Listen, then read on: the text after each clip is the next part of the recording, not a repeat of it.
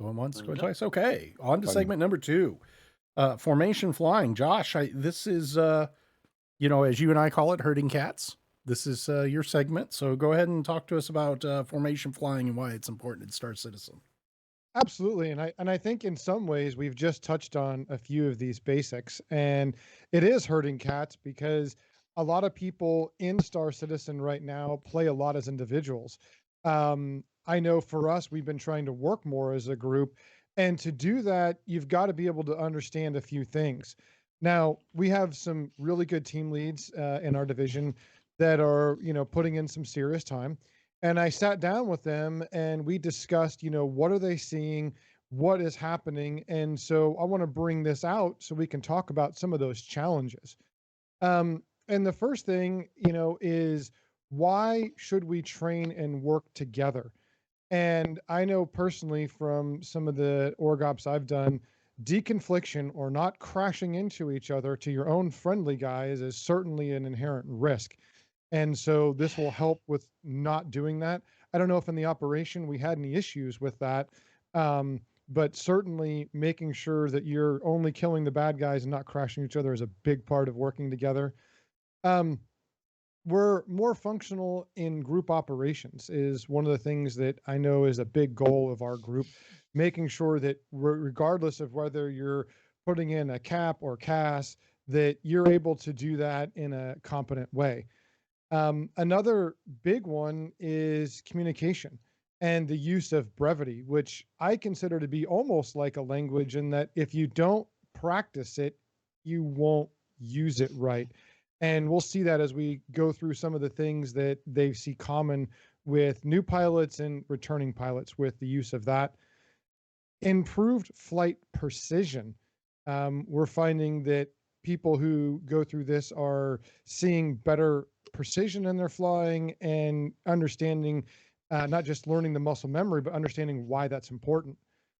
It also forces you to learn more of the ship systems. You may not use all of the systems when you're on your own, but we're seeing more use of that.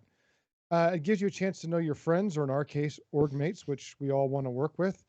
And it looks cool, right? When you're flying together, it looks like you're organized, and we've gotten noticed doing that a few times. But to be specific, the notes that we got from some of our instructors is that basically the move, shoot, and communicate is the glue. And if one of those fails, then we start to struggle. And in particular, where new pilots fail in the move, shoot, communicate, in number one is speed control or speed changes. So in a flying formation, as you're moving around, you have different speeds that you need to go based on the movements you're doing. So an inside ship, if you're making like a left-hand turn, that ship to the left of lead has to actually slow down a little bit because their arc is smaller. So things like that are not very precise or comfortable for new pilots. Staying in position in general, just with not major movements but little movements even, has been a real challenge for new pilots. But even more so is understanding simple systems and how to use them, like decoupling. We've had some issues where people didn't understand how to use their systems or what decoupling even did to some extent. So knowing and understanding the game at a basic level. Again, back to communication. In this issue, we had non-use of brevity and then over talking about things that aren't really relevant to the mission and just overloading the comms channels, which we already have enough issues with anyways, trying to communicate what is important. And then finally, new pilots are struggling a lot with key bindings. So not having their HOTAS set up, not knowing what keys to use on their keyboard and mouse. So trying to take these challenges on and reduce those when we do these large orgs ops and these different missions is the goal of this group. And what they found is in the first training that we go through with pilots, we see a significant improvement in staying in position for formations. Proper spacing is significantly improved, and coordinated turns with formation changes and the necessary speed controls are a lot more precise, and people again getting that time in. This is a skill set that's perishable, and you have to spend time doing it, and you have to keep doing it. Otherwise, it goes away. Um, the communications and brevity and over talking went down significantly, and understanding the flight leads brevity, so what they're trying to get you to do and what they're communicating. So in just one approximately 90-minute session, we've gone from where we've had some basic issues in understanding their ships, how to communicate, how to be in the right position, to getting them to be able to be a little more functional, a little bit better at communicating, and a little bit more useful in terms of working as a group. What I thought was even more interesting was in the second time, because we've had a lot of repeat people come through the session, we see faster rejoins. So when you separate due to combat or whatever, getting back in position with that speed control, and having more precise flying.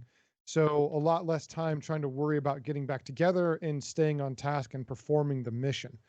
That was also extended to communications were even more precise and people were more familiar. So what I think also was important is key bindings and using the ship systems. So again, those three phases, the move, shoot, and communicate, improved with even more training. So because this is a perishable skill, because it requires continuous practice, and I guess what I call the ability to take on more tasks.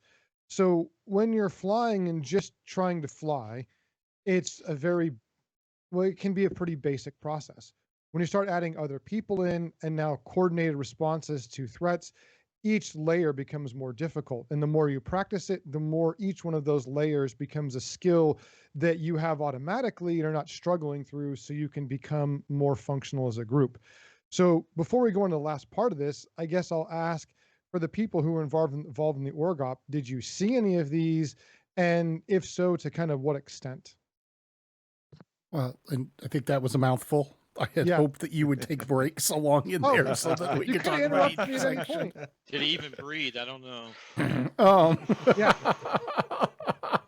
so I mean, just to discuss it, I mean, largely, um, you know, in my experience, you need 20 to 40 hours of just practicing flying, not combat, not anything else, just flying to master the muscle memory necessary to fly the craft or fly craft in a specific game. And all of them in this case are pretty unique. Some of the light fighters are really similar, but generally speaking, you're going to have to spend some time on it. And that's my experience. And, so formation flying is not meant to look cool. It's meant to teach. It's a really simple way to practice that muscle memory of I have an eyeball on a target and now I need to match speed and course with that target in turns and simple. If I can't do that, how on earth am I going to approach somebody and try to stay on them in a dogfight? Jolly, what are your thoughts on that? Josh and I have talked about this a little bit. When it comes to formation flying, part of the box flying, the training we're trying to do, you want to stay within 300 meters, at least 300 meters or more or closer if you can. That's training. That's a skill training you were trying to get done, which is good. But tactically, you want to separate out, not giving up on each other. It's not a matter of I'm going to the left, you go right, but let's get some space here. So number two has some play space. I can still cover you from a click out easily. And that's the way we so you need to understand there's a training to build up skill, and you take that skill. It's a lot easier to maintain my place off my lead at a click than it is at 250 to 300 meters out. So if I get this down, I get that down, no problem. But with skill and practice, you can have that additional separation and still be more functional. Yep. So Well, go ahead, Jay. Yeah, I mean, I agree with Jolly. I mean, you teach close up, but practically when you go into combat, you push out 500 or meters or a kilometer. Yeah, and get into a support position, and you probably follow and trail a little bit more. Turing, what are your thoughts? I would say that you need to build. This is a skill that you build up, just like we were talking about. You start off at a rudimentary level, build that muscle memory with the close-in flying. That was very helpful to me when I was going through and learning at the very beginning, getting into the organization and being able to follow. You have to be able to watch and still at the same time maintain your situational awareness around. One of the problems that I have is you become target saturated. You target focus and you forget what's happening around you, and you forget to be able to look and see those. I like when Jolly said that, teaching in close in is one thing, but actual practical, you're gonna have that separation. You're gonna have those. We're going to be building, hopefully, in the future, building those types of training opportunities as well. We need to start, looking at bringing those and actually giving a goal for people to achieve to include fight against real people, and to be able to handle that. I'm not a combat pilot, despite what everybody keeps telling me. I am not a combat pilot. But I have learned quite a bit in just trying to take in the fundamentals that are being taught in these formation flying sessions, and I'm a much better pilot than I was when I first started. Yep. I will say that I call it the situational awareness bucket. You start off with a little teacup, and as you get more and more comfortable, your situational awareness bucket grows and grows and grows. Becomes more elastic to deal with more complicated situations. Num, what's your thoughts on this? Coming from, you've been with us for years at this point. Well, I will say this. When I came into this in 2015, I'm a bit more of a layman. My flight experience was wing commander. So it was pretty basic by comparison. I very much agree with, I started, going from keyboard and mouse to having more controls, up to having track R and everything. It doesn't matter what tools you have. It's a matter of getting comfortable with it and muscle memory, what that really means. And what it really means is you make the movement without having to think, okay, left on that on the D-pad does this. You don't have to actually think about the control. You say, I need to lock on target, and your thumb moves and hits it. So you can think about what you're doing and not how to do it. So you can keep that situational awareness that Turin's talking about. You don't get tunnel visioned, and it just comes with time. You got to spend the hours playing the game, flying, learning your controls, and figuring out what control scheme works, and don't be constantly changing things, because otherwise you're not going to get that muscle memory. Yeah, what's happened to me is on some of the ships that I fly, the light fighters, the Arrow, the Hornet, I was even in a Tana last night. I've gotten to the point where I can almost feel how fast I'm going in relation to the other ships. And so when I was being able to pull in close with the formation, I'm not even really checking my speed meter anymore. I'm working the throttle in those minute changes that you do, which is why it's so important to have that HOTAS setup. You cannot do this, I believe, effectively with a keyboard. I know there's people out there that can do it. They've been practicing, and that's great. It would not work for me, but you can almost feel how fast you're going in relation to the rest of the folks. Now, if I can just get it so that I'm not like swinging wide when everybody makes a turn, then we're good. That will come with time. But well, you're not using track IR, are you? I am not. So that hurts you then. It definitely helps your situational awareness a lot. Yeah. Although I would say, that or Toby, one of the two. Well, sure. Some kind of head tracking, eye tracking. Yeah. And not the webcam. Webcam. Yeah, is junk. what's it called? FOIP. I've never even Faceware. It's Faceware. Yeah, it's not reliable at all for that. It's a pain to use. I tried it. No. And on this channel on YouTube, Jaglin, who is our producer and my beautiful bride, has a video. Has a video of yeah, well, she doesn't want to be on camera normally.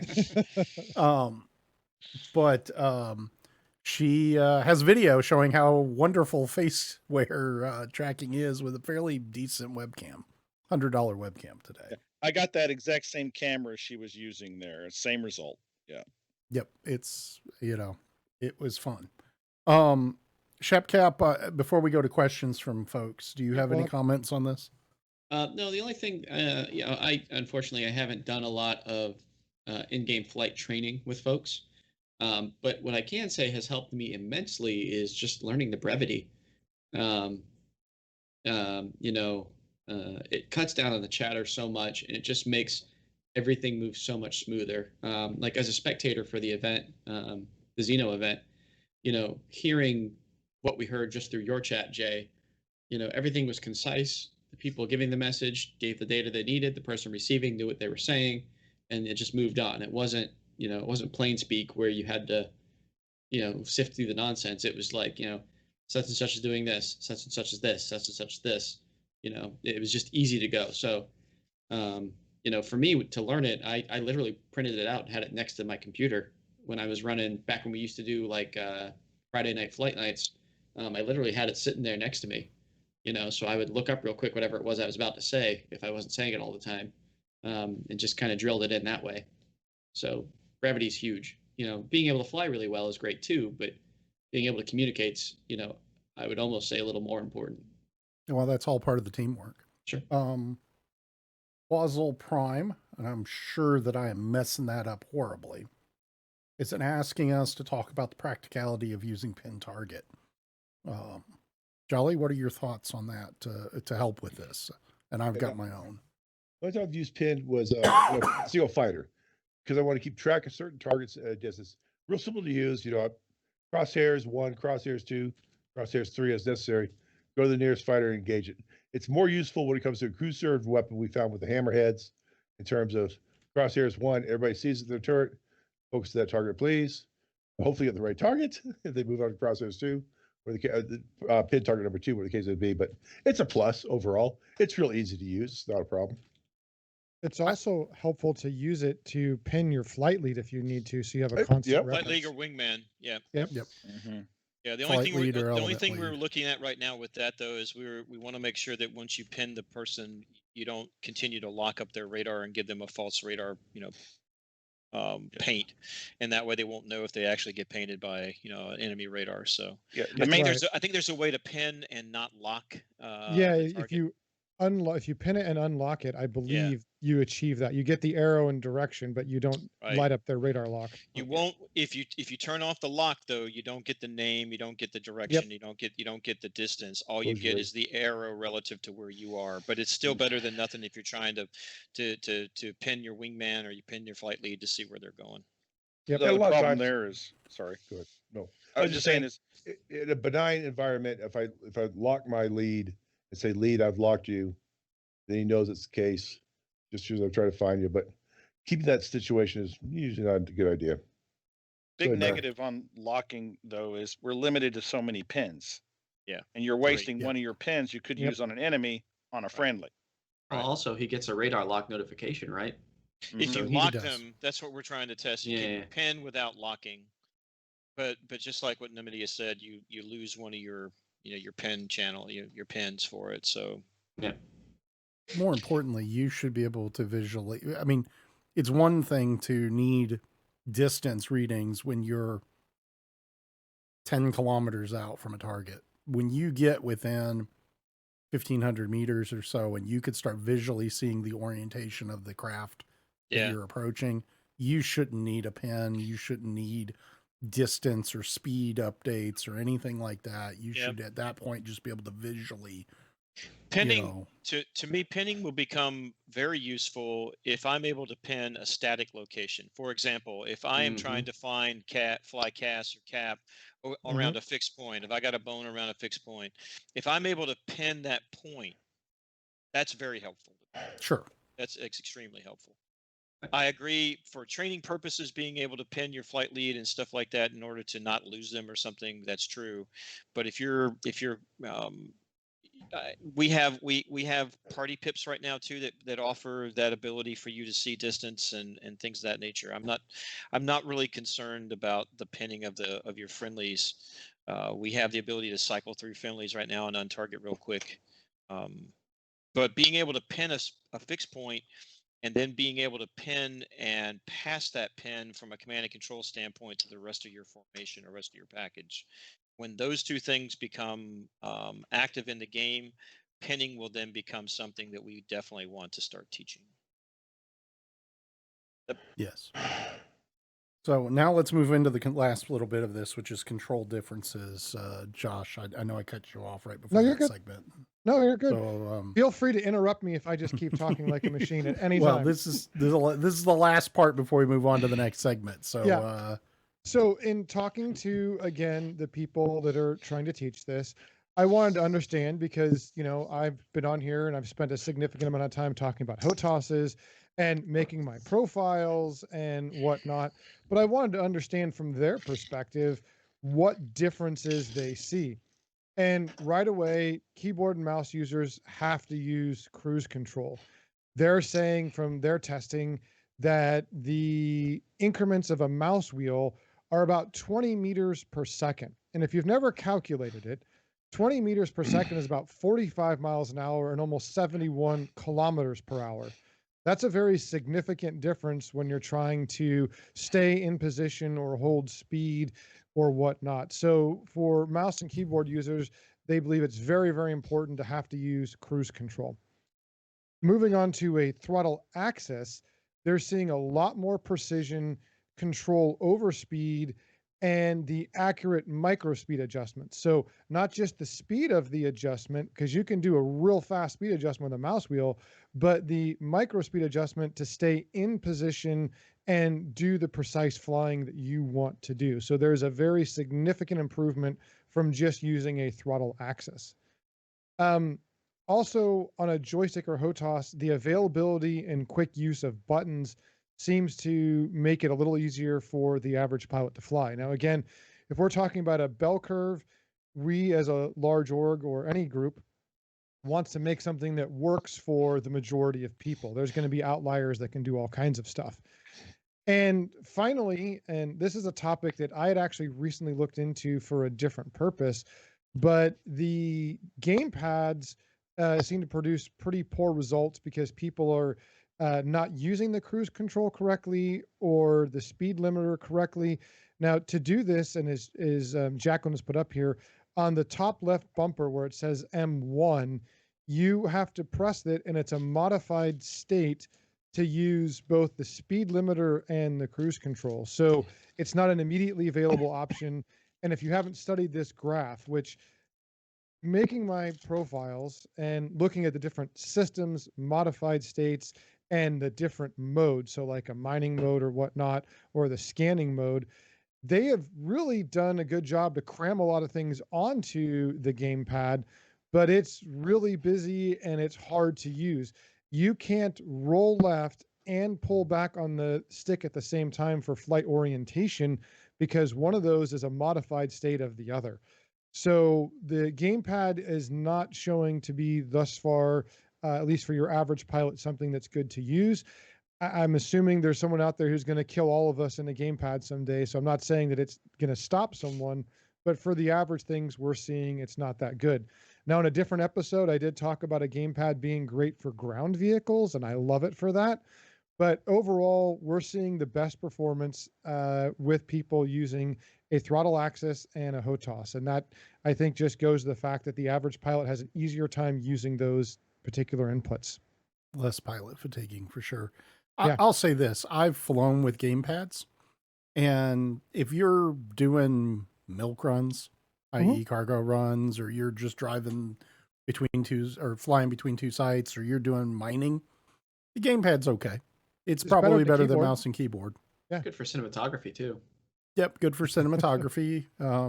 Yep, definitely agree with that. But combat flight, I don't think I could do it, even with the Steam controller that I have, which is pretty high end.